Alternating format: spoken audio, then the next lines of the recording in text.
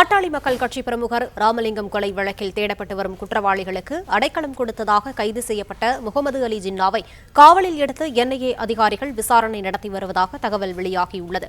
கூடுதல் விவரங்களை செய்தியாளர் கதிரவன் வழங்க கேட்கலாம். கதிரவன், வணக்கம். விசாரணையில் முதற்கட்ட தகவல் ஏதேனும் கிடைத்திருக்கிறதா? விவரங்களை பதிவு பண்ணலாம்.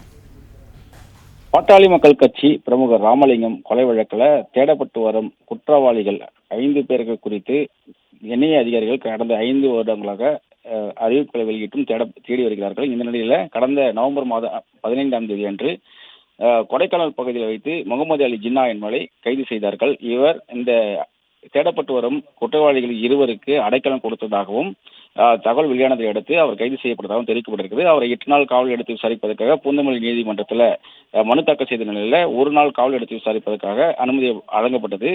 இன்று புரட்சிவாக்கத்தில் உள்ள அலுவலகத்தில் வைத்து அவரிடம் தொடர் விசாரணைகள் மேற்கொண்டதில் கடந்த 2 வருடமாக கொடைக்கானல் பூம்பாறையில் உள்ள ஒரு காட்டேஜ் ஒன்றை நடத்துவது போல இந்த தலைமறைவு குற்றவாளிகள் 2 மறைத்து வைத்து அவர்களுக்கு அடைக்கலம் கொடுத்ததும் விசாரணையில் தெரிய வந்தது. அது மட்டும் இல்லாமல் அந்த மருத்துவத்திற்கான ஆதாரங்கள், சிசிடிவி ஆதாரங்கள் போன்றவற்றையும் என்ஐஏ அதிகாரிகள் கைப்பற்றியிருப்பதாகவும் விசாரணையில் தெரிய வந்திருப்பதாக அதிகாரிகள் தெரிவித்திருக்கிறார்கள். ஏற்கனவே முகமது அலி ஜின்னா கைதான போது தலைமறைவு குற்றவாளி இருக்கக்கூடிய முகமது அலி ஜின்னா தான் கைதானதாக தகவல் வெளியானதாகவும், ஆனால் அடைக்கலம் கொடுத்த வத்தலக்குண்டை சேர்ந்த முகமது அலி ஜின்னா என்பவரை மட்டுமே கைது செய்திருப்பதாகவும் என்ஐஏ அதிகாரிகள் தகவல் தெரிவித்திருக்கிறார்கள். 5 நபர்கள்ல முகமது அலி ஜின்னா என்பவரும் தற்போது வரை தேடப்பட்டு வரும் குற்றவாளி என்போம் ஒவ்வொரு நபர்களுக்கு குறித்து தகவலை தெரிவிக்குவதற்கு 5 லட்சம் ரூபாய் வரை சன்மானம் வழங்கப்படும் என்றும் தெரிவித்திருக்கிறார்கள்.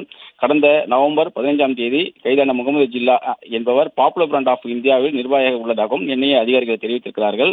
2019ஆம் ஆண்டு பிப்ரவரி 5இல் மர்ம நபர்களால் ராமலிங்கம் கொடூரமாக கொல்லப்பட்ட வழக்கில் 5 நபர்கள் தொடர்ந்து தலைமறைவாக இருப்பதாகவும் அவர்களுக்கு 5 லட்சம் ரூபாய் சன்மானம் வழங்கப்படுவதாகவும் என்ஐஏ அதிகாரிகள் தெரிவித்திருக்கிறார்கள். அதாவது அவர்களை பற்றிய தகவல் தெரிவிப்பதற்கு 5 லட்சம் ரூபாய் சன்மானம் வழங்குவதாகவும் மீண்டும் அறிவித்திருக்கிறார்கள். 15ஆம் தேதி கைது செய்யப்பட்ட முகமது அலி ஜின்னா என்பவரிடம் தொடர்ந்து விசாரணைகள் நடத்தப்பட்டு வருவதாகவும் இன்று நாளை காலை அவரை வந்துட்டு நீதிமன்றத்தை ஆஜர்படுத்தி மீண்டும் காவல் எடுக்கிறதுக்கான மனு தாக்கல் செய்யப்பட இருப்பதாகவும் தெரிவித்திருக்கிறார்கள்.